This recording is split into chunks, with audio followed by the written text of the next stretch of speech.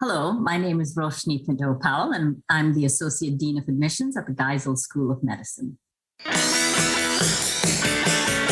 From Case Western Reserve University School of Medicine in Cleveland, Ohio, this is the All Access Med School Admissions Podcast. Hello again, everybody. I'm your host, Christian Essman, and I'm the Senior Director of Admissions and Financial Aid here at the medical school. It's great to be able to bring you another medical school that a lot of people have been asking me for. So today you're getting Dartmouth Geisel School of Medicine. So before we get into that, though, I just want to mention something to you. If you've been listening for a while, you've heard my admissions friends frequently advise people to be themselves when they're being interviewed. And I know that phrase, be yourself, can still come across as feeling a bit vague. Well, I've been listening to a podcast by a guy you may have heard of before. His name's Adam Grant, and it's so good. He's an author, a writer, and a faculty member at the Wharton School of Business at University of Pennsylvania, and he's also done TED Talks and a bunch of other things. His podcast is called Work Life, and it's just outstanding. And I've been binging it, and I came across this episode in season 3. It's episode 5, and it's about authenticity. And they talk about the different ways that we have to be ourselves, as we don't just have one self, but we have our work self, our school self, our at-home self, among other selves. So it was really interesting, and I thought, I'm going to tell you about this because maybe there's some things in his discussion with his guests that might ring with you or resonate with you that might help you when we talk about being yourself. So I put a link in the show description to that episode. Also, there's another episode 2 after that one called Reinventing the Interview, the job interview, and which I found particularly interesting because, well, I do a lot of interviewing. So there you go. All right. Before we get into the conversation with Dr. Pinto-Powell, here's an overview of the medical school. Founded in 1797, the Geisel School of Medicine at Dartmouth College is the 4th oldest medical school in the country. Geisel is located in western New Hampshire in the picturesque town of Hanover.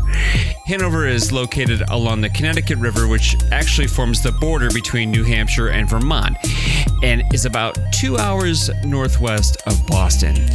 If you're the outdoorsy type, there's easy access to the pristine New England landscape and a wide range of outdoor activities like hiking and skiing and walking and kayaking and among many, many others.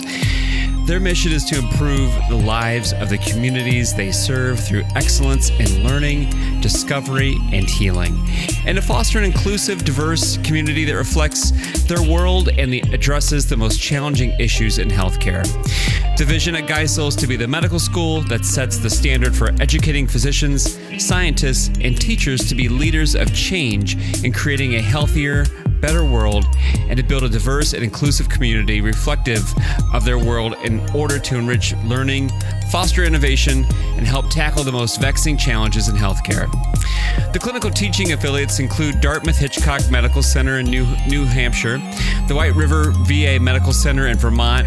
They have California Pacific Medical Center and Santa Clara Medical Center in California. There's the Indian Health Services Centers in Alaska, Arizona, and New Mexico, and other sites across the United States, all of which we touch on in our conversation.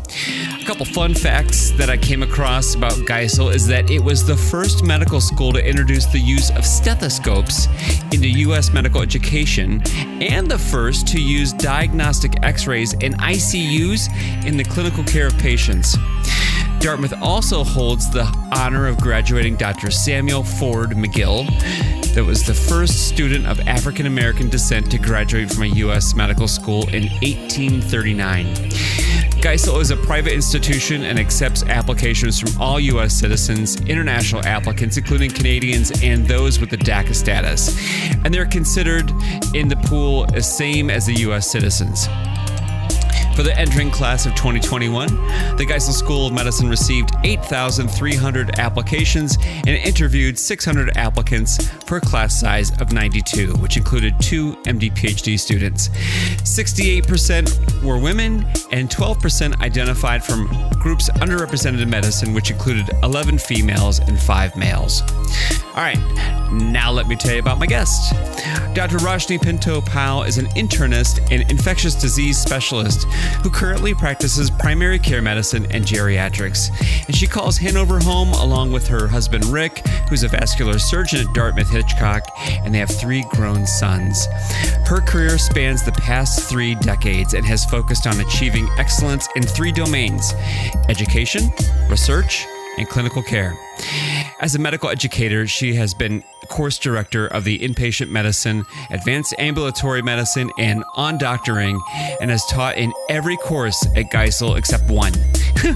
Additionally, she teaches at the GME level and leads faculty development sessions locally and nationally. Dr. Pinto-Powell has been recognized for her excellence in teaching by receiving the Clinical Science Teaching Award 5 times from the graduating classes at Geisel. Curricular development and teaching are Dr. Pinto-Powell's passions, but patient care is fundamental to her. Even though her administrative footprint has grown over the last few years, she still maintains a large patient panel, as she just hasn't been able to give up patient care.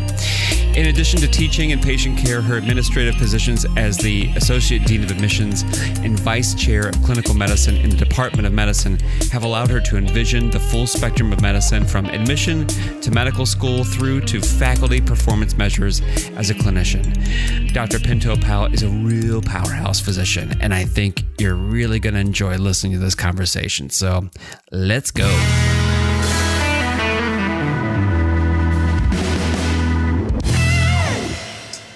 Thank you for doing this with me. It's a pleasure to have you here. As you just said before we hit record, I've been kind of reaching out to you sporadically for a couple of years now. So thanks for joining me today. It's such a pleasure, Christian. Thank you for giving us this opportunity. Yeah, there's so many things I want to ask you about. I have a long list. I just showed you my notes a little bit. A lot of listeners have been emailing me, asking me can I get Dartmouth to come on your show? And so I'm like, all right, this is for them and we're ready to go. Before we get into all the interesting things about your medical school, first, I like to ask you a couple personal questions. And one is, tell me about Hanover. I've not been there. I looked at some Google pictures. It looks like a cute little town, very picturesque in New Hampshire. What's it like? I love Hanover, as if it is not obvious. So my husband and I, with our 2 young children, came to Hanover first in 1992. And the medical school, actually the hospital, had moved from Hanover to their new location in Lebanon, which is simply a mile away. Okay. And it was the most beautiful hospital I'd ever seen. Obviously trained and been around the country, been to many, many hospitals, but this was this gorgeous white hospital lined with green on the hill. And the town of Hanover is a college town. It's picturesque. It's absolutely beautiful. You know, Main Street is full of tiny little shops, mom and pop stores. Yeah. We did leave. So I had come at that time for an ID fellowship, my second infectious disease fellowship. And my husband had come for his vascular surgery fellowship. So after he graduated, he actually wanted to take a job at Yale. I was very sad because I loved the IB department here and they wanted to keep me on as faculty. But I decided it was prudent and the right decision in the long run to follow my husband to Yale. So we went to Yale for a couple of years. And frankly, I loved it there. So it's sort of not a comparison thing. But in 97, we were both offered jobs back at Dartmouth and we came back like homing. Mm-hmm. And frankly, when I look at all the faculty and my colleagues here, that happens to a lot of us. We were here either for undergrad or medical school or residency training, go away for a while and then kind of boomerang back. Yeah, it is a sweet little town. And since 1992 to today, Hanover has changed a lot. It is certainly a little more bustling and developed, but it's still a quiet town. It's still a small town. It's a college town. Main Street, after 10 o'clock is pretty quiet. Yeah. Much to the disappointment of some. But you have to understand we're located really a stone's throw distance from cities like Boston or New York, and now we have the Dartmouth shuttle that go back and forth. But the beauty, actually, the outdoor beauty, nature is what keeps us here. I love the 4 seasons. Every season in Hanover is completely different. It is absolutely gorgeous. You don't have to love the outdoors for outdoor activities.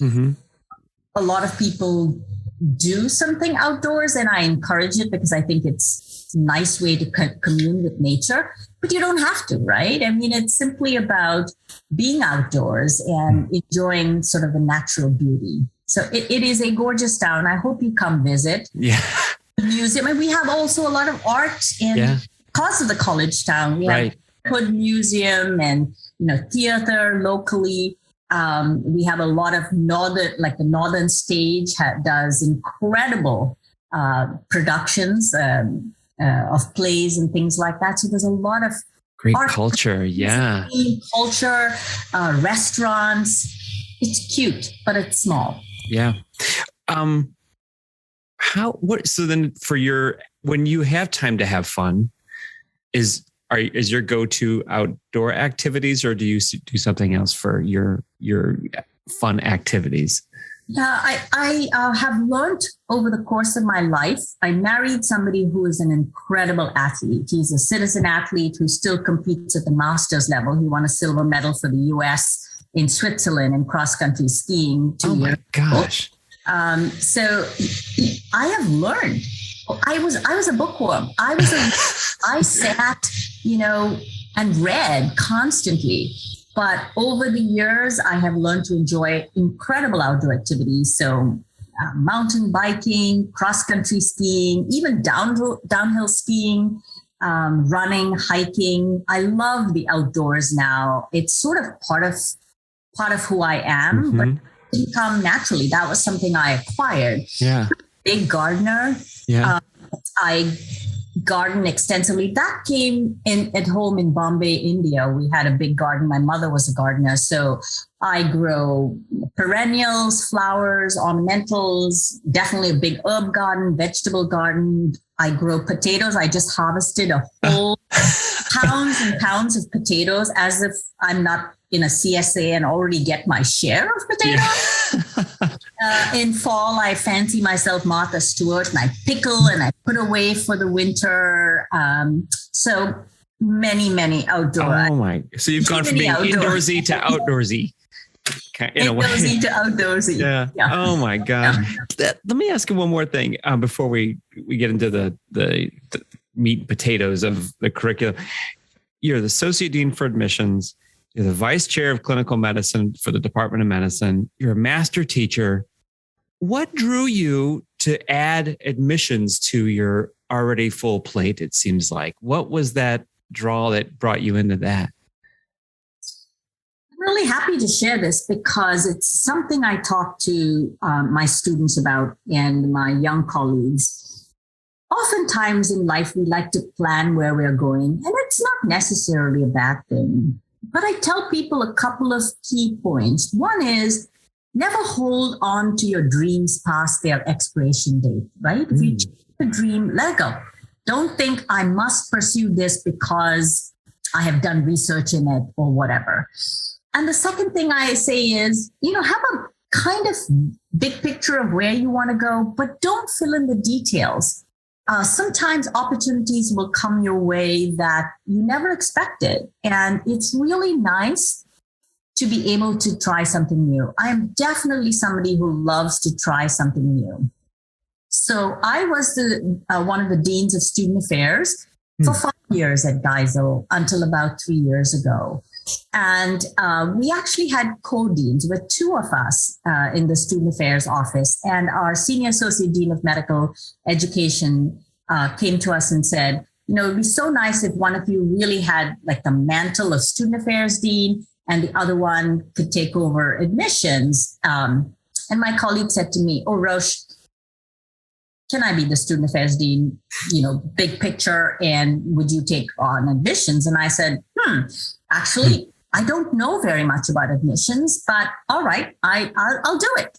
And so I spent a year kind of really digging in, learning all about admissions, visited a couple of medical schools, admissions processes, watched them do stuff, read everything I needed to know about admissions from the AAMC, LCME perspective.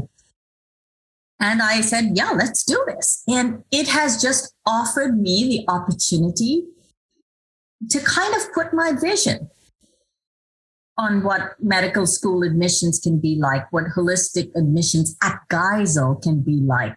I generally, because I'm a teacher first, a clinician and a teacher, I put a quality improvement lens on everything I do, whether it's my courses or my clinical work. And so putting a quality improvement lens on everything we do in admissions, I think has been a wonderful opportunity. So it was something that, no. If you asked me even 10 years ago, would you be the, associate dean of admissions and the committee chair? I would have said, not on your life. Yeah. Didn't see that coming. But it's been fabulous. That's tremendous. That's tremendous. And you speak about it. I can see it. Our listeners can't see you, but I can tell you're very genuine and enthusiastic, and you make it exciting. And it sounds like it is exciting. Yeah, it's so much exciting. Fun. It's exciting to create a team such as the one I have. Because the other thing I want people to understand is admissions is not a single process. It's not the associate dean of admissions or of a medical school who creates this vision, right? It's the team you have in the office. It's the committee.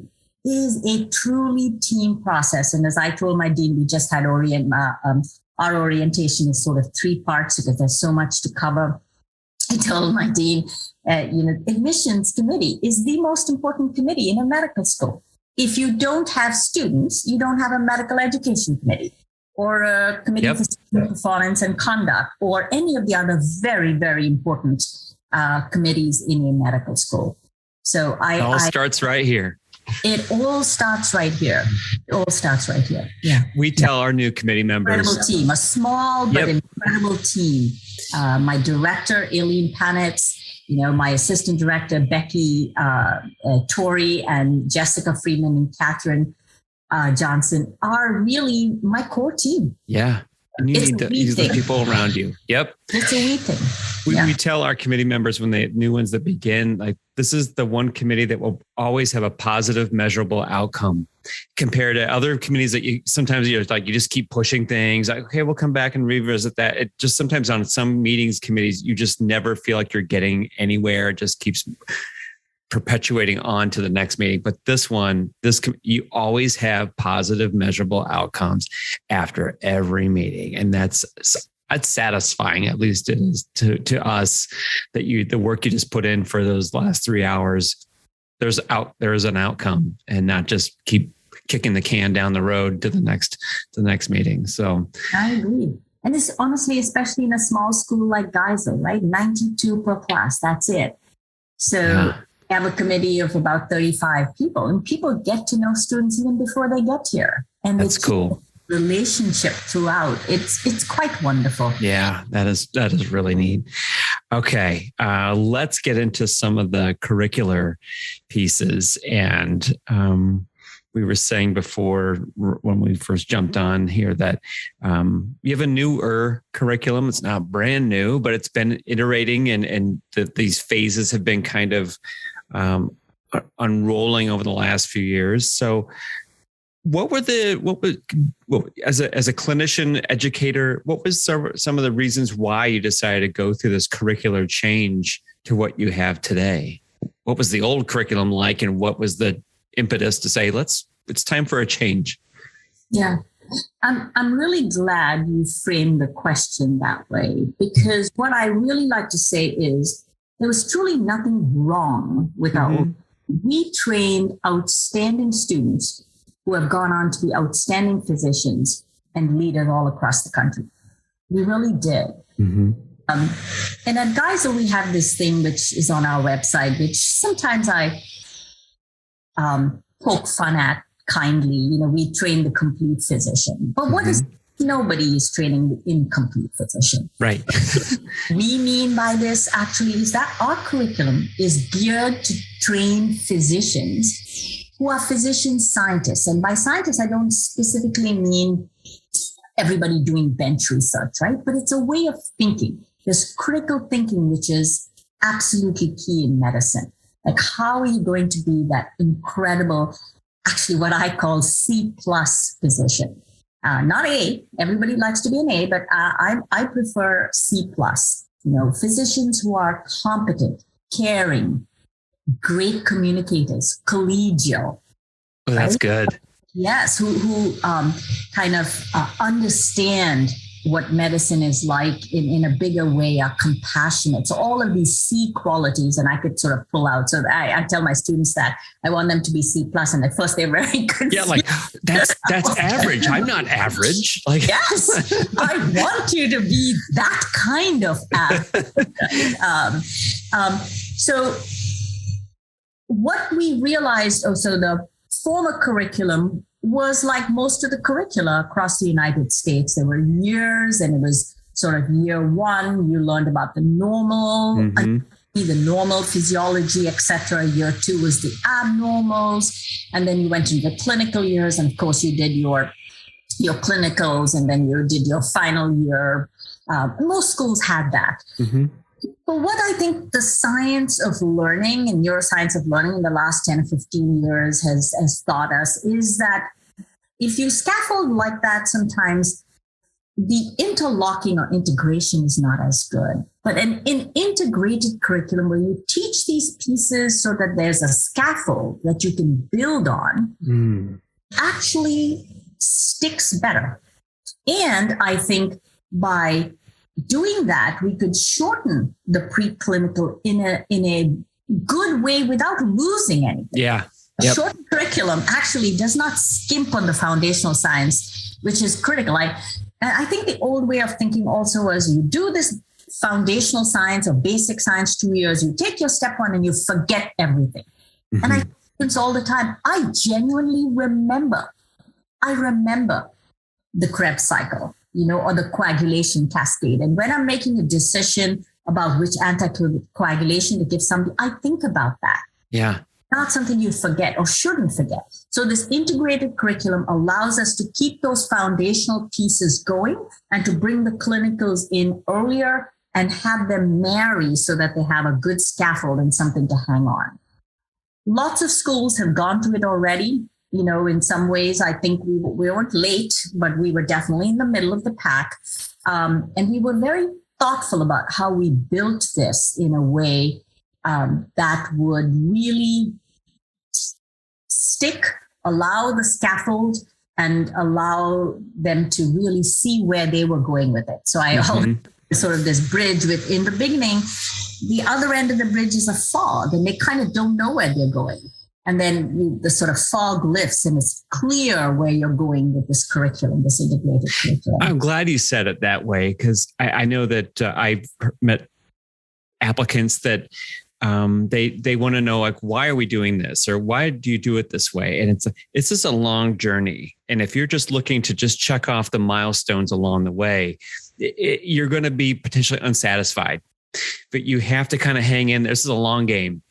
And you're like, to your point, you might not see the end of the bridge just yet, but the fog will lift and you'll go, oh, that's why they're doing it this way. So the early part, why are we doing this now? Just hang in there. There's a process here. And I think what you're referring to, Christian, especially today, is people need to know the why. Mm-hmm. Bright, intelligent adults, they need to know the why. And sometimes I tell my students, you may not particularly like it. You might think you have a better idea, but truly we do know the why. Here's the why. And I have always found when you explain the why, they understand. They understand. And it is an important why, I think. Yeah. Mm-hmm. Things I think the old way really was all about passing step. And our curriculum is not geared now STEP is gone, pass fail, right? Yep. But I feel like I wanted to give our students the message that our curriculum is really not geared to passing STEP simply. Yes, you will pass STEP because our curriculum prepares you for it. Yes. But it's really about preparing you to do what you came to medical school to be, a great physician scientist. And whatever you choose, as an educator, as a pure clinician, as a researcher, as a leader in management, it doesn't matter what. Yeah. It is an amazing responsibility the institution has to take on to educate a student. And we can't just do it for a test. Exactly. And so I love hearing that, because prior to STEP going pass fail, that was just so many questions about, well, how much time do students get to study for STEP 1? And what resources should we start using to start reading to prepare for STEP 1? I'm like, you're just starting. This is the first week of med school. You don't really need to start doing that yet. So I'm glad they've made that change, and hopefully that At the same takes away time, some anxiety around that. I do tell my students, so before STEP went to pass fail, Geisel curriculum, like most schools, the foundational sciences, the preclinical curriculum was pass fail, right? And it still is. But actually, this is something message that I imparted to students when I was in the student affairs, dean of student affairs, is that just because our curriculum is pass fail, I don't want you skimming the treetops.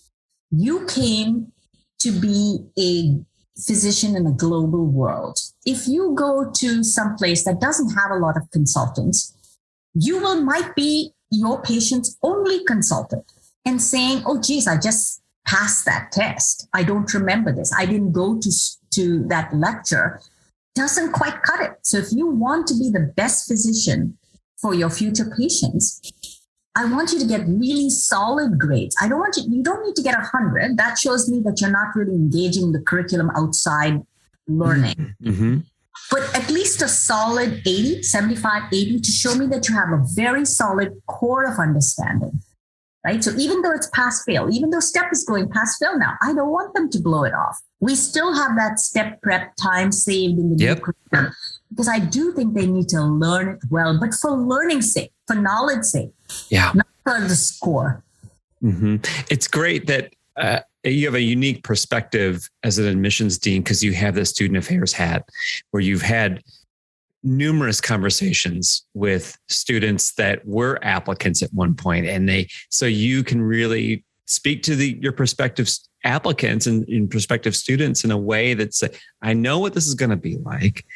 I'm here to tell you kind of what it's going to feel like as a student here, and what our expectations are of you. It's a really unique perspective. What our expectations are. And I mean that in the kindest way. And actually, it's because I care. Mm-hmm. I care. I want them to hear the expectations, right? Mm-hmm. So, because I know what they came to do. They came to be the best ever. So let's bring the best out. Let's bring it out. Right. Yeah. So with the newer curricular structure, what are a couple of those highlights you kind of like to cherry pick off and share with prospective students that you feel is unique in the recipe for their education at Dartmouth? So I will give you sort of just a scaffold. Our curriculum is now phases, as you mentioned. Sort of phase 1 is the foundational sciences, right? So they go through sort of the individual blocks. And then we have our clinical year. So our phase 2 is sort of our clinical immersion, and that which is pretty much standard, the core clerkships. And then our phase 3 is sort of what we call differentiation, sort of thinking about exploration, differentiation. Who do I want to be? What kind of doctor do I want to be? Because a lot of times students think that they know what they want to be before they come to school. And some of them do stick with that same career path. But truthfully, again, this is as a student affairs dean, having spoken to students coming in, it's sometimes about who they shadowed, who they worked with, who did they research with. And this is where my don't hold your dream past its expiration date comes in, right? Because they've done maybe a lot of neurosurgery research because they shadowed a neurosurgeon coming into medical school, and then they did more neurosurgery research. But then I have students coming into the third year saying, I don't want to do neurosurgery. For God's sake, that's only 3 years of your life. Let it go. Yeah, right. 30 more years you don't want to do. So that exploration and differentiation, I think, is really an important one to try to be open to the possibilities. What are our highlights, I would say? So in our phase one or our foundational science courses, we have a couple of longitudinal pieces that go through all the different system blocks. And that is, I'm biased, my favorite course on doctoring, which is basically teaching you how to be a doctor. Since I'm the course director, just take that as a caveat. But we also have, Dartmouth is known for the Dartmouth Institute, right? Sort of the whole sort of concept of healthcare delivery science. And so we have a course called Patients and Populations that is also longitudinal through the whole 4 years, but definitely intensively through phase one. And in the future, so for the new candidates coming into our curriculum, we have another longitudinal course actually called Medical Science Learning. So the science of learning, the science of test taking. And currently we have it sort of just before STEP as a STEP prep, or students can access it throughout if they're sort of having challenges. But we thought it was such an important view into the neuroscience of learning, how to learn better, how to make things stick, that we're going to have it as a foundational course that's longitudinal, that goes through along. Very cool. Those are really our key highlights for the foundational science portion. I also think we have a coaching program, which a lot of schools have, but I think that's sort of a unique add-on. In my opinion, people need mentors, advisors, and coaches, many, through their curriculum. And our coaching program is set up to have coaches that don't have direct necessary evaluative contact with our students, which some students really prefer. Although I tell them that even if we have people evaluating you or the associate deans, we are here to help you. And in medicine, honestly, it's good to get used to the fact that people who evaluate you care for you and want success, like a residency program director or, a future boss. So it's about evaluation.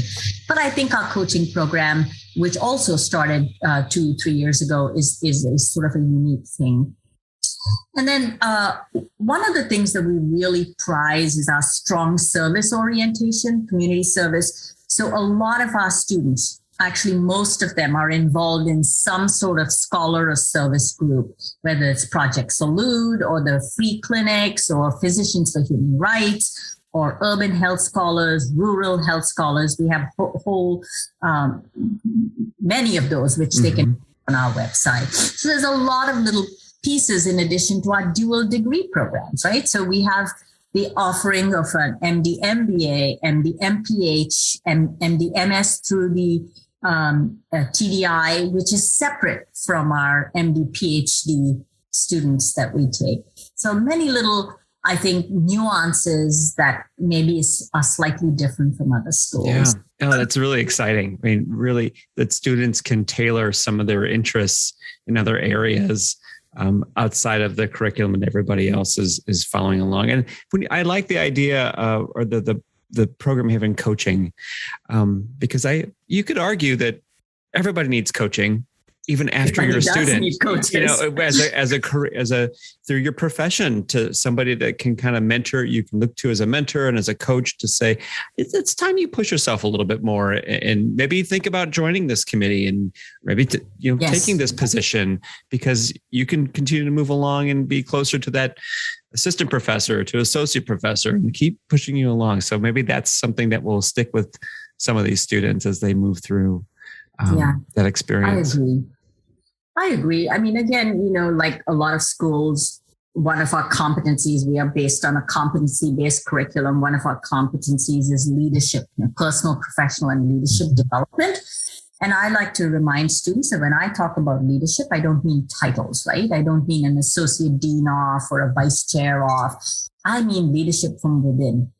authentically understanding who you are. You're going to be part of a team, and you can be a leader without a title. In fact, most of us are leaders without titles. So that kind of leadership development, I think, is again, something that's interwoven to our curriculum, to our programming. It's a wonderful way to phrase that or frame it, leadership, because I do homework for every single one of these episodes I do. And I think every med school website says training leaders for tomorrow. Well, shoot, nobody's going to write training followers for tomorrow. But I love that you said it doesn't necessarily mean a title, chief of this or vice president of that, but a leader in a number of different areas, whether it's your community, your practice, your team, your home. I love the way you frame that. Because I think sometimes applicants get hooked. They get, when they see we're looking for evidence of leadership in their applications, that doesn't necessarily mean you have to be the president of the AMSA, pre-med AMSA, or vice president of the student organization. There's only a finite number of those positions available at a college. Right. We're looking for leadership, maybe in the classroom, right? In the lab, in groups, in small groups, in labs. Yeah, absolutely. Yeah. Also, leadership is, it's a thing that comes from within. It's authenticity. It's being true to yourself. It's speaking your truth in a professional way. But it's also a way of thinking. Like, I think one of the things, and this is an area of mine in non-doctoring, our curriculum, the reason I say it's a highlight is it's really very robust, Christian. It's different from a lot of other programs. Our groups meet every week for 2 hours throughout the entire phase 1 curriculum, in addition to their clinicals, which I'm hoping I get a chance to talk about, because I think students want to know, how soon can I go to clinical? Yeah. But it's to me, it is really, it's about how you behave in small groups, how you lead, how you think. I'm very interested in the concept of clinical reasoning and critical thinking, and our curriculum in on-doctrine is actually quite robust in that way. Right? Again, because I keep saying, you're the only person that the patient might have access to. In a small team, you are the one person that might be able to think differently, pivot, make people think about a project. It's not how much you say, it's actually what you say, right? Mm-hmm. You could say one thing in an entire conversation, but if it pivots the group's way of thinking, you've done your job as a leader, right? Yeah, less is more sometimes. Less is more sometimes. Yeah. Okay, so let's go to that question then. Here's the one that we get on interview days every time. How soon can I start seeing patients? When does clinical training begin? What's your response to that question? Clinical training begins in the first week of medical school at Geisel at Dartmouth. First week. So on-doctoring starts, as I said, in the first week to the very last day of your preclinical phase. On-doctoring meets. We break the class of 92 students into groups of 9 and 10, or 8 and 10 actually, because we like even numbers. They do a lot of role playing and practicing with 2 facilitators, and we meet 2 hours every week. And from the very first week, we start talking about clinical training. And in the third week, they start what is called simulated clinic, which is clinically based. We have cases that match to our small group curriculum. We hire standardized patients to play these roles. And they have 10 of these sessions that prepare them to go into primary care and other clinical offices. So in February, that's how many, they start in August. So in February, they go to clinical practices officially. Mm-hmm. We tell our on-doc students, and our faculty know this, our preceptors in clinic know this, our on-doctoring students don't shadow. They did that before medical school. Mm-hmm.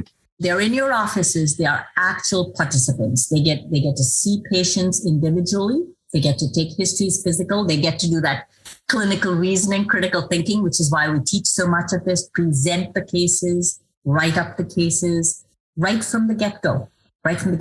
And this is, by the way, in addition to shadowing and all the career other, exploration, yes, and career exploration, careers in medicine, specialty meetings and mentoring. That is separate from the program.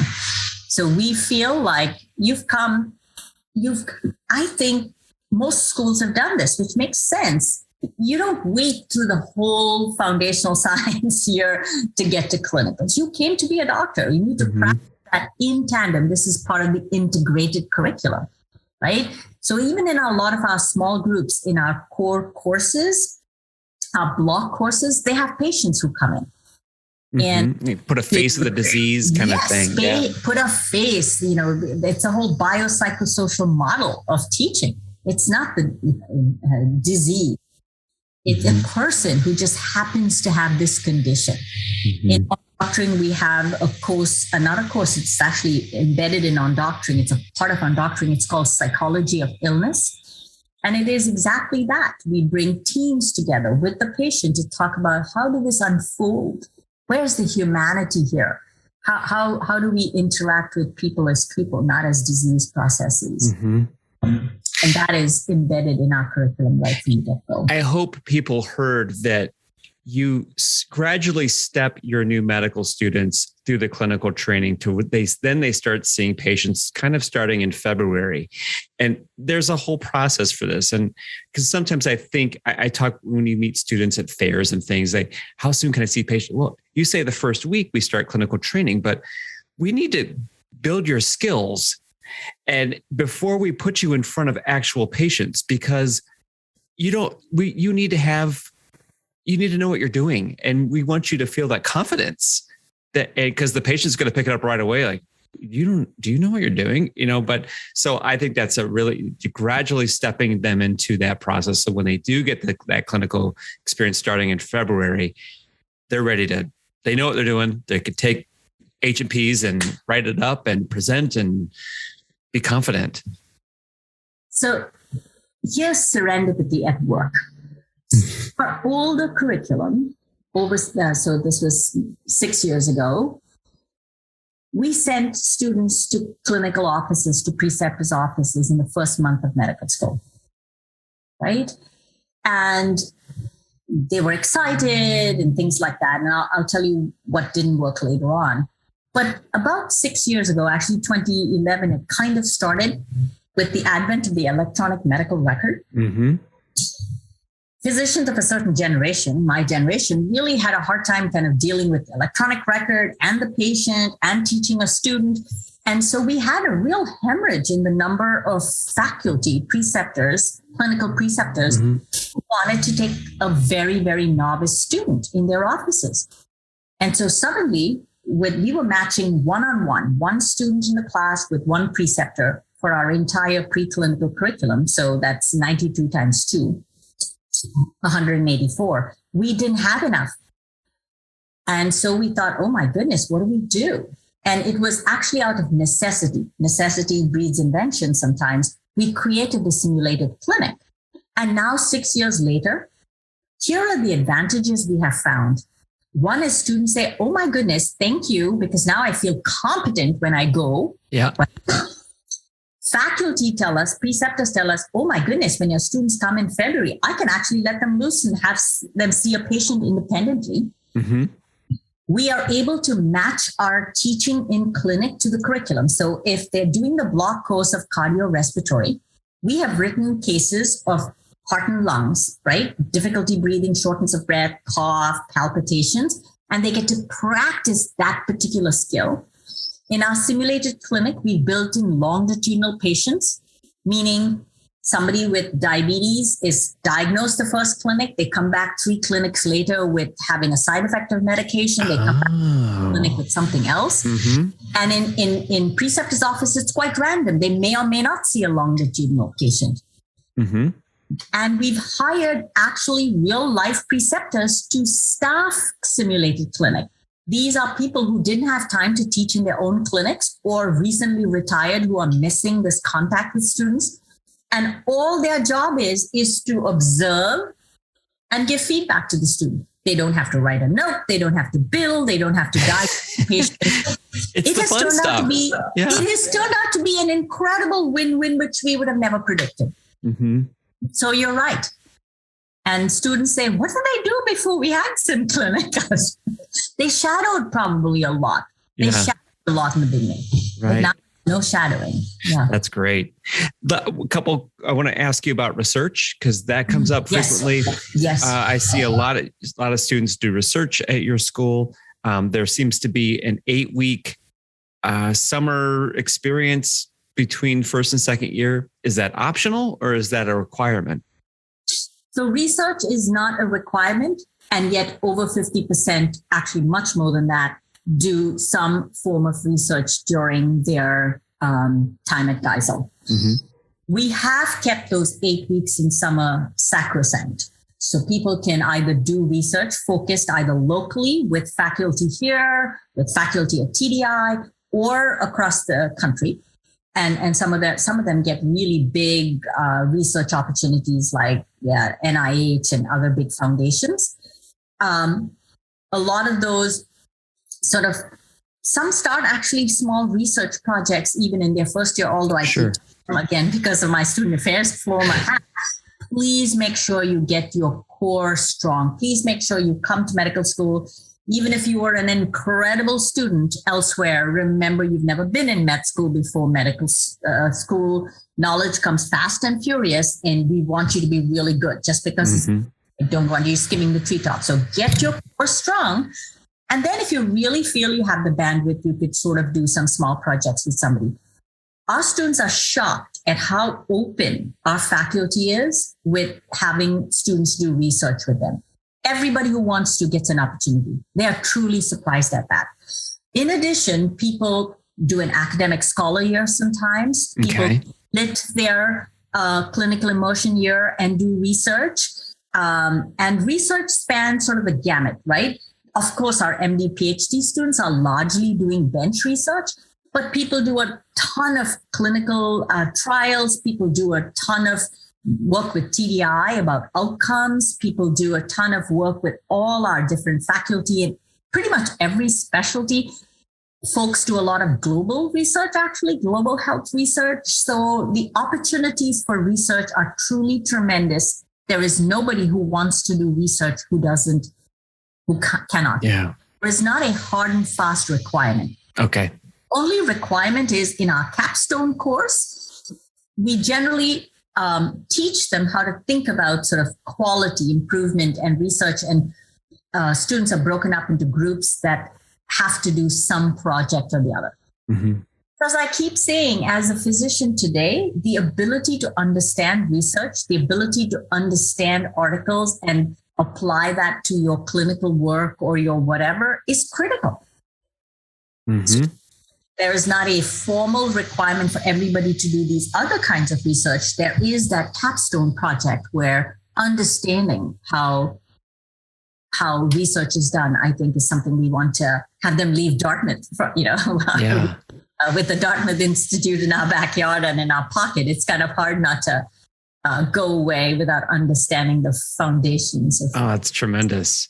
Yeah. Let me ask you about I want to ask, as a practicing clinician who still sees patients, in fact, this afternoon, how do you describe the patient population to people of the community that is served there? What's it like?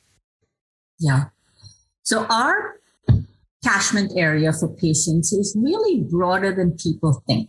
Of course, we're a college town. And so, a lot of my patients are professors and doctors and my colleagues and nurses and things like that.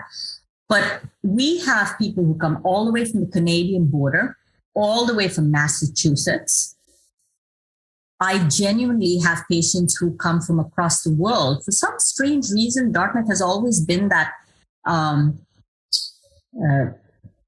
hospital where people come, they come. So I have patients who come from Kenya for their annual checkup. Yes, every year. And it's not that they don't get healthcare there. And frankly, people are not associated with Dartmouth. So it was not like they went to Dartmouth Medical School or Dartmouth College or anything. Wow. We have those who come. Yeah. So our catchment area is pretty broad. So what I think our students are always surprised about, and I'll talk a little bit about where we have our clinical clerkships all across the country and why actually that again turned out to be. Yeah, I wanted to get to that. That's where we're going it's something next. That just happened, but frankly, it turned out to be a huge positive for us, I think. They're surprised at the kinds of cases they see. They're surprised at the breadth and depth of the variety of diagnoses that they encounter.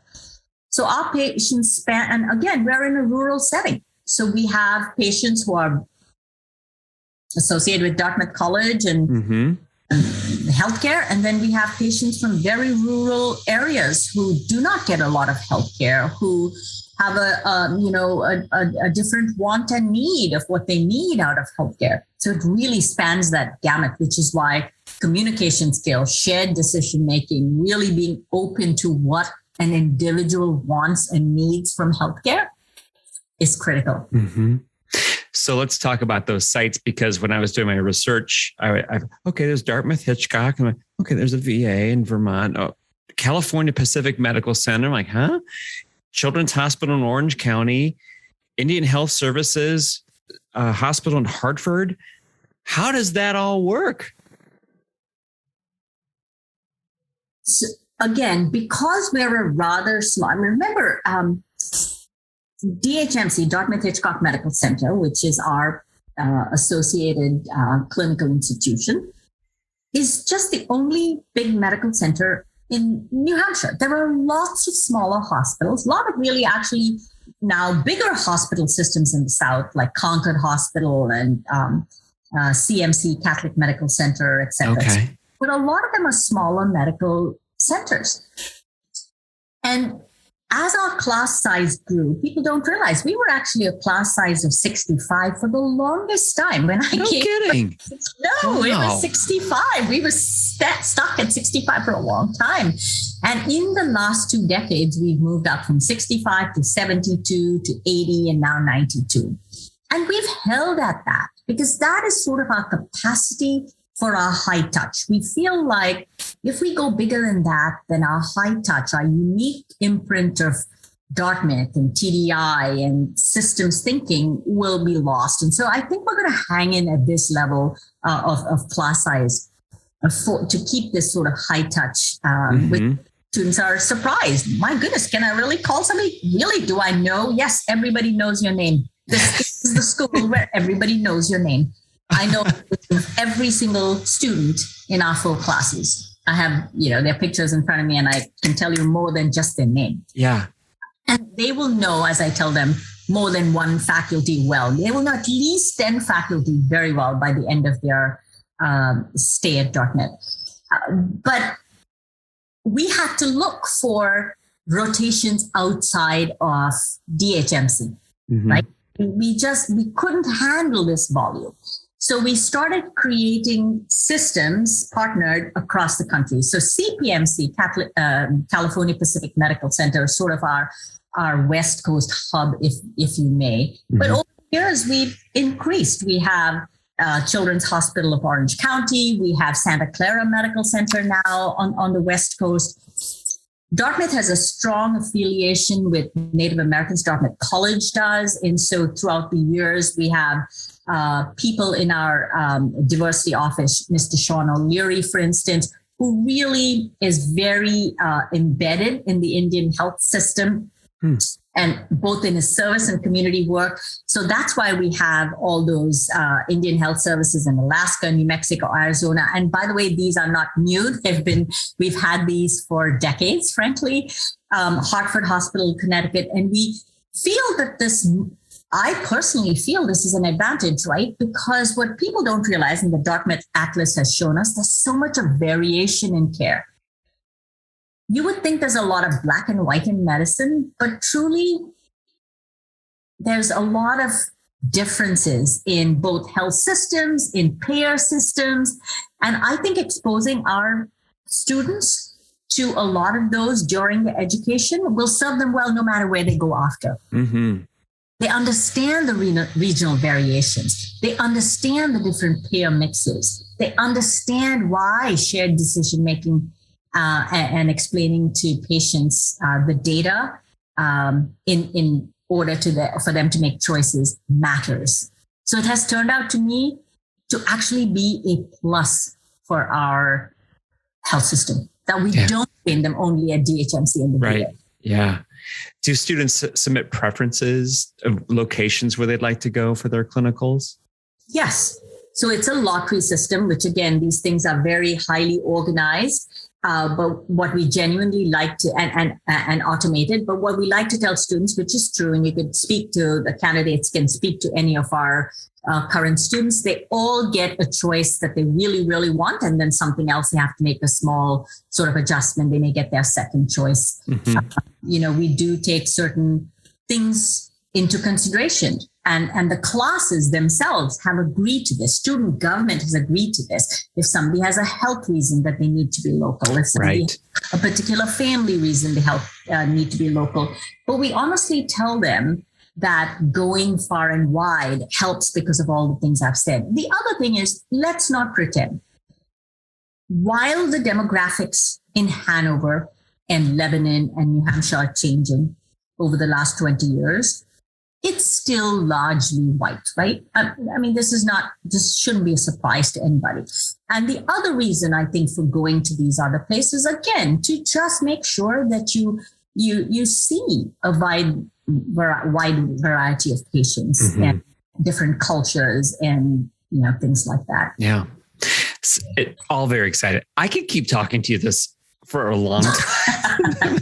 This is just fascinating for me, and I could just keep hammering questions about the curricular things with you. Last question before we switch to the admissions thing. One thing I think that we've lost in the virtual interview piece in the last year is that our applicants, our interviewees don't get to feel the vibe of the institution. There's a lot of advantages to virtual interviewing, which I want to hear about what your process is going to be this year, but they don't get to pick up on just kind of what the feels are and the energy at the school. So how, as a former student affairs dean and the dean of admissions, and as a clinician and is working with students, and you know them all by name and stuff, what is your description of the general kind of energy or vibe of the student body? How do you describe that to people? What do you see? I think I actually best describe it by quoting what students say. And what they would say is community. The classes get so close, so tight-knit. That sense of community, that sense of collegiality, really caring for one another, lifting everybody up, is just tremendous. Each class forms this really tight-knit bond that lasts way beyond. So one of the things that people will notice is the alum community of Dartmouth is very strong, and each class feels really tightly knit because of this. It's this real sense of warmth, of community, of people helping people get better, a sense of really bigger than yourself, right? Coming in just to be, I want to be the best doctor, but how can I help? And this is fostered by our small group learning. Like most schools, we've gone away from large group lectures to small group learning. So the admissions committee really tries to create that tapestry. And the reason for the tapestry is when you put people that are very similar in their needs and wants, but diverse. Yeah. Learning becomes incredibly rich. Dynamic. Yep. Rich. Oh, that's great. That's what I would say. People who are authentic, genuine, passion for community and cause. Okay. I'm glad I asked that, because I think that should resonate with people, and to get an idea of what that feels like there. To talk about the admissions piece, you mentioned earlier that there's a Dartmouth holistic review, a holistic approach. And every school I talk to says we do holistic admissions. And I hear from listeners that say I get it, but what does it really mean? Because holistic review, it shows that we're looking at all parts of the application, but it still seems ambiguous. How do you describe your holistic, the Dartmouth or the Geisel holistic review process to people? What does it mean to you? I agree. It's really good to clarify, because sometimes we just use words and, they sound good, holistic. I think what we mean, what we train our screeners and our committee and ourselves and constantly talk about this is, what does it take to be a clinician in the 21st century? Okay? That's what we're trying to create. And I think we all can agree that simply academics doesn't make a successful clinician ever, but certainly in the 21st century. It never made a good physician in and of itself. Absolutely, you need the capacity to learn. So to that, academics just becomes a metric that we can use on a consistent basis, right? That MCAT or GPA.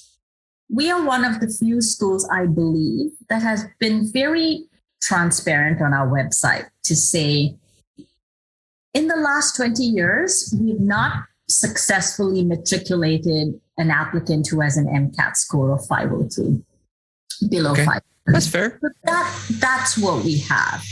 But anybody who knows the MCAT ranges will know that 503 is not a high score, right? We're not looking at people with 525s who have the capacity to learn, which we feel like a 503. It's two things: capacity to learn and capacity to handle our challenging curriculum. Every school has a different curriculum, and every school has different resources that support them. We have a very strong learning support, but we feel like, okay, we'll be honest about it and say, at least in the recent past, we haven't.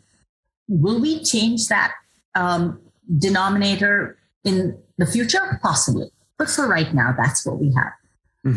Once you made that, then we really look at your other things, your attributes. What are you going to bring? That's our big thing. What are you going to bring to the Geisel community? What are you going to bring to those small groups that we talk about in teaching?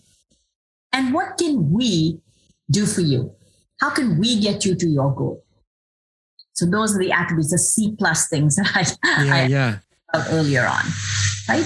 And then your experiences, again, because your experiences, who you are as a whole-rounded person, contributes to your learning, contributes to your sharing in small group, contributes to your thoughts about how can we change our community for the better. We're always looking for change. We're always, any curriculum that's static, any community that's static, I think, frankly, is not simply boring, but it's actually a dead one. We want you to change in a good way. That's what we look for. And I want to quote actually my director of admissions, Aileen Panitz. And when she says, we are truly holistic, because what we like to tell candidates is a bad semester, bad grades, a C here and there should not dissuade you from applying to Geisel. I really want to emphasize that. And I really want to say this whole concept of Ivy League and elitism is really not what we're about. We are truly about who are you, what will you bring to us, and how can we help you get to your dreams? So I really, people who want to grow, who are, how have you dealt with a challenge? You may have many challenges. So for instance, we look at people who have done research, and then we look at people actually who might not have. If you're working 3 jobs, there's not a lot of bandwidth to do service and research. We understand. Right. If you're in the military, we know that your big service is to our country. We know that you will not have a chance to do other stuff. That's what we mean by holistic. We truly look at each candidate individually, which is very hard. The other thing I want to honestly say, and I could look you in the eye and say this, we read every application. Last year, we got 8,300. We read every application. We do not use any screening metric cutoff because we have to read your application to find out you had a 503. Yeah. That's probably the only kind of metric. But otherwise, we read every application. And if you're a 503, 505, 509, we read it even more carefully, right? We want to see those other stuff and bring you in. That we want to give everybody a chance at a Dartmouth education to go out and sort of serve your world, serve your community. Maybe to give some listeners some additional reassurance, I've been asking deans and directors this question lately, given all the disruptions in the last year and cancellations and things of their experiences. Have you prepped your screening group or your admissions committee to the changes or the differences we're seeing in our applicants this year, is like virtual shadowing and e-shadowing and fewer research hours and stuff? What's been your message to those groups? A very good question. So we were one of very few schools last year who entertained candidates who did not have an MCAT score. Not only did we entertain them, we offered them interviews and we admitted them, and they have matriculated to our curriculum. So when we say something, we actually really mean it. We just didn't say, sure, you can apply without an MCAT, but we didn't actually really need it. Look at them differently. Yeah. No, they are matriculated. They are matriculated in our current class. And we spent a lot of time last year thinking about this. Our attitude, I think most of the medical community in medical schools across the country have had this. You cannot punish candidates for a pandemic. Right. You cannot punish them for what they did not bring upon themselves.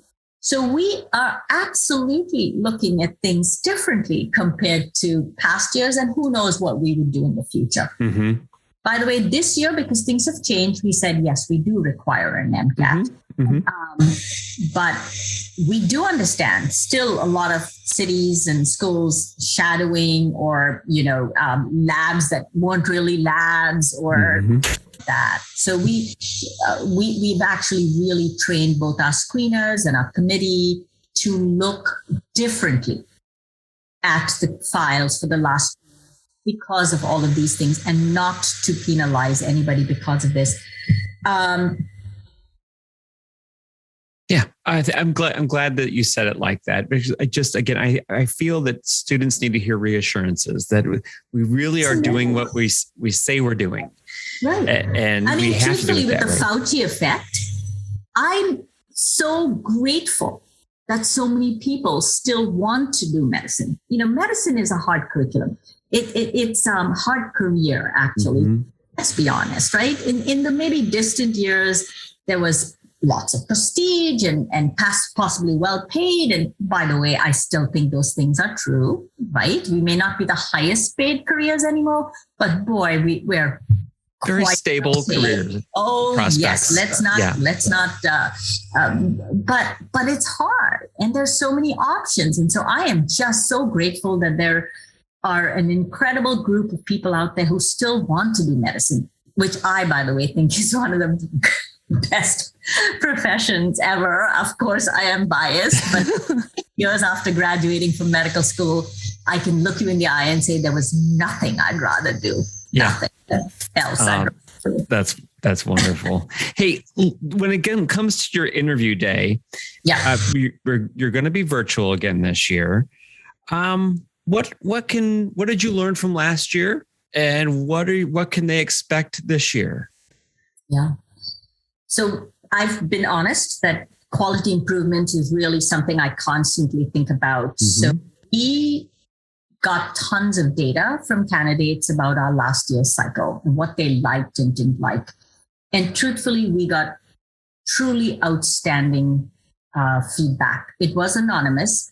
I always take it still with a grain of salt, but truthfully, we don't know. It was consistent enough, right? If they said nice things just because, I have to take that because I certainly don't know who said it. But overwhelmingly, what we were all worried about and afraid of was, will our warmth, will our community sense, will our feel come across?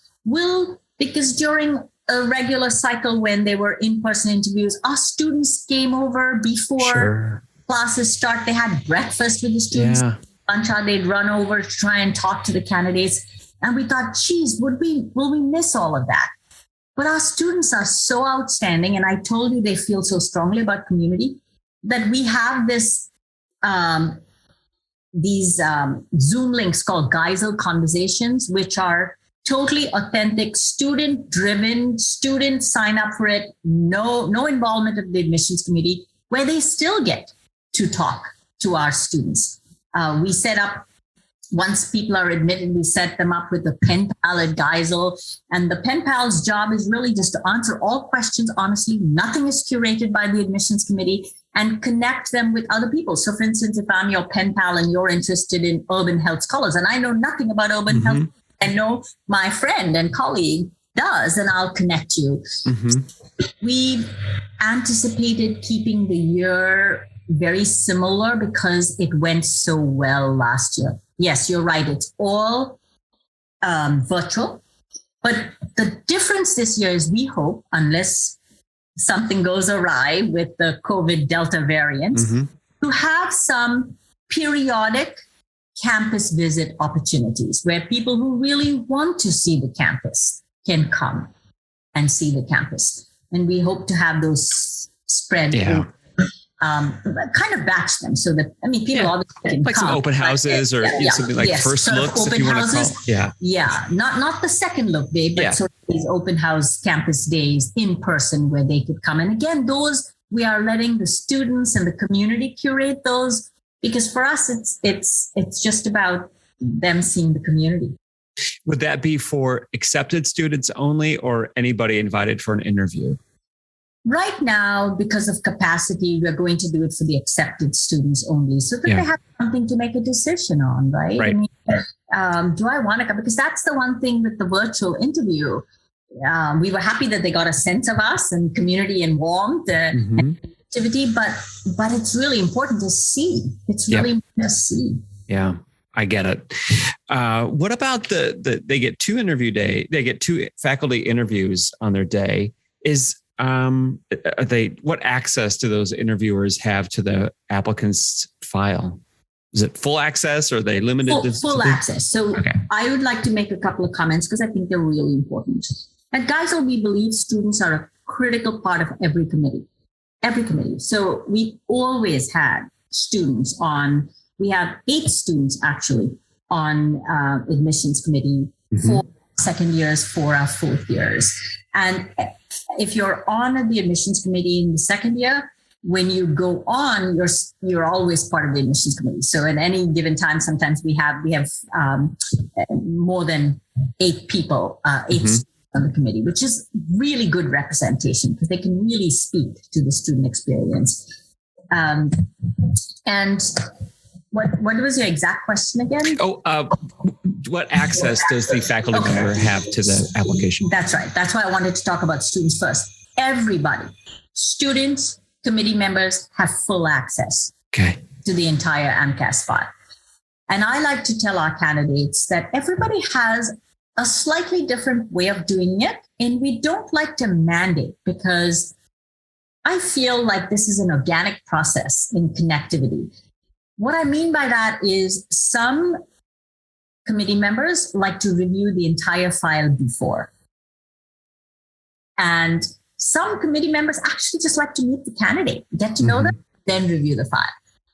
So with every interview, they should be prepared for either. I usually tell my committee members to tell the candidate, just so that they're not either wondering, right. File?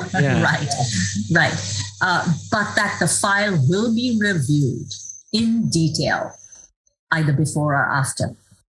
But full access, there is nothing restricted. As of right. Yeah. And then I read that there's a short group exercise. What can interviewees expect from that experience? In all truth, Christian, I'd rather not say too much. And here's, sure. I'm not asking you to tell. Here's why. Spill all the beans, but just what's that like? It's not even spilling the beans. It's not spilling the beans. It is just such an unexpected thing. I will share one thing. Yeah. The feedback from candidates is that it is a wonderful icebreaker. This was their word. they started using this word. And so we've started using this word.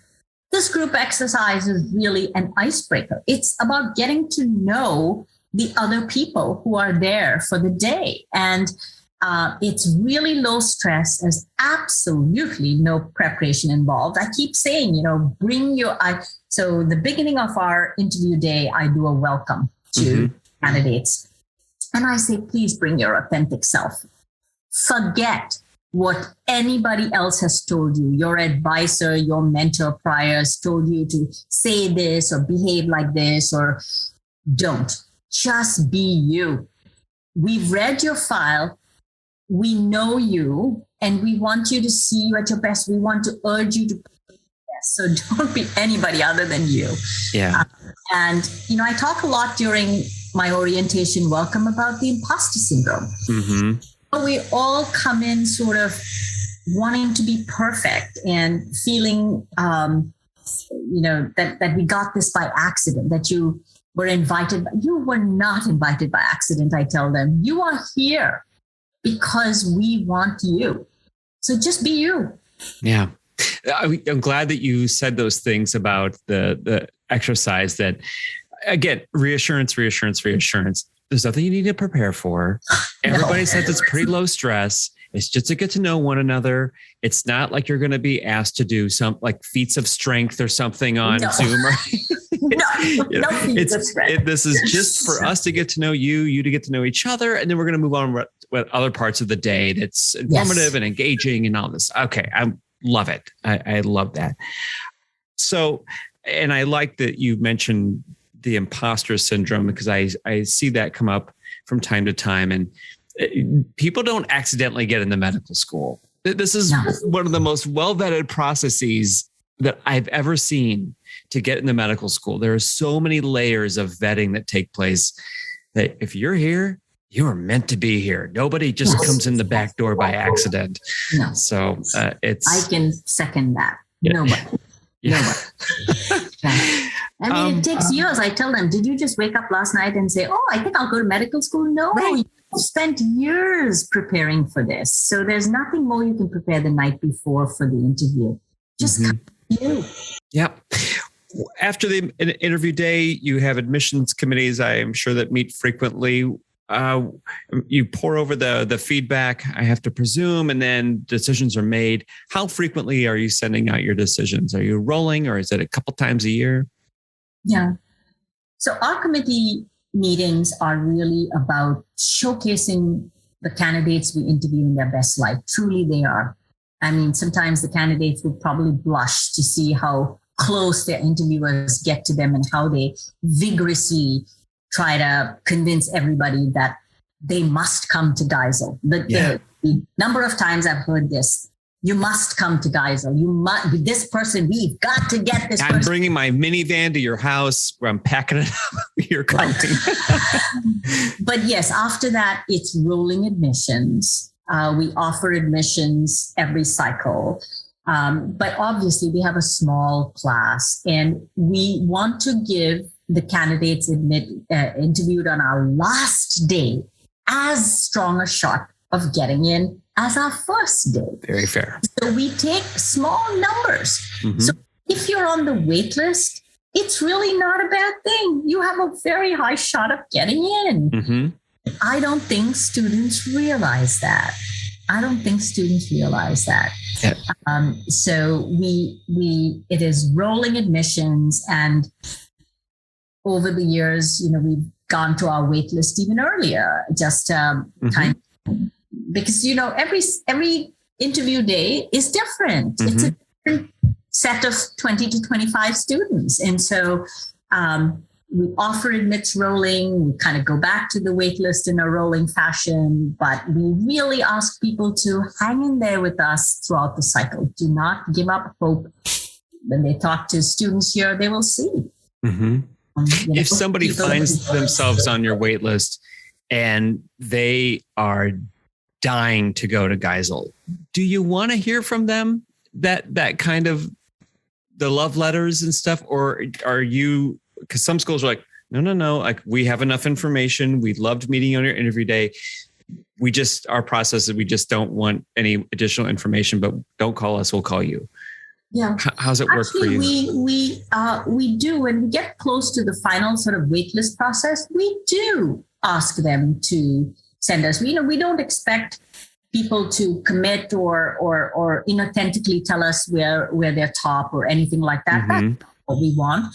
But yeah, it would be really nice to know you want to come. I mean, I think so. One of the things we've said this so many times in so many different ways. Candidates that go to medical school are strong and well prepared. At Geisel, we genuinely get candidates who are incredibly well prepared. Every year, it pains us because of our small class. Mm-hmm. We leave incredible people, even off the wait list, and incredible people on the wait list that we cannot take because of our class size, right? Yep. And so there's such great depth to people. I feel like it's helpful to have them say, yes, I really want to come. Here's why I want to come. I think it's helpful. We want people who really want to be here, who we know will help us be better teachers, doctors, people, and we can help them get to where they want. So we don't mind those. I mean, of course, we don't come just sending a letter every week makes no sense. Sure. When it comes to the final waitlist process, we actually do ask them to send us letters, and we value those. We take them seriously. So we just ask that people be authentic. Yep. That's fair. And I think that from our perspective in admissions, like to your point, we want to accept people that we are pretty sure want to come, because the people we're interviewing, they, like you said, are incredibly talented. They could be in it someplace else and just like, you know what, my heart is set on someplace else right now, and I'm good. So I'm going to take myself out of the ring. So, but to hear that, to say, hey, no, I could be there tomorrow, and I'm ready to go. So that means a lot. I think every year, and this can be said by any medical school, this year we definitely got people off the wait list who were admitted elsewhere, but they wanted to come. So I think that's a good thing. At the same time, I am not naive. I know people make decisions based on so many factors, based on finance, based on wanting to be close to home because there's some family issue they need to help with. There's so many things that go into a choice. I'm glad candidates have choices. But again, I just say be authentic. This is, we're talking right now about residency applications and residencies because of the virtual interview. Many more people are applying than maybe, I'm not sure I want to go, but what the heck, let me throw in an application. And that becomes really hard for the system to really authenticate whether you want to come here. So that's what I keep saying. Please just be honest, be authentic. That's probably a good way to wrap this up. Because that's an excellent message for this whole process from beginning to end is authenticity. And Roshini, I love talking to you. This could it's keep been a going. Pleasure, really. I just looked, I realized, my God, really? This much time? It flew by. It flew by. So I am so grateful. And like I said, I could keep going. You are such a joy to talk with and hear and listen to. Well, you're a very good host. You're a very good host. You just make people feel comfortable, really, by asking the questions from the candidate's perspective. what do people want to hear? How do they make a choice? This is a tough. Yeah. This is tough getting into medical school. It's honestly why we do so much of outreach, because I'm willing to speak to just about anybody, really. I'll tell you this offline, simply because I think it's so important. And I'm just so honored that people want to go into a profession that I truly love. That's one of the reasons that why I started this was when we were doing campus visits at different colleges and universities and stuff. I'm like, oh, these are great. They got 50 med schools here. They got 30.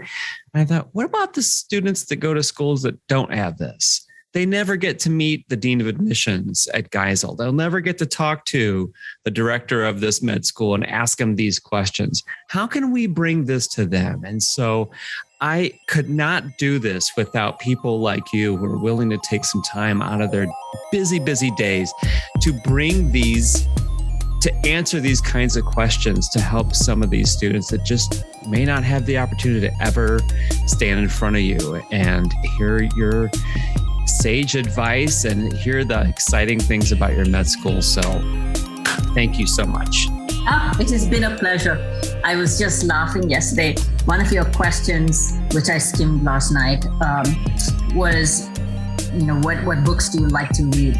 And Christian, I'm such an omnivore. I mean, I don't know about you, but over the course of my life, I've gone from fiction to nonfiction to sort of the neuroscience of learning, back to fiction. And I have so many. I was like, oh my God, I could just rattle off.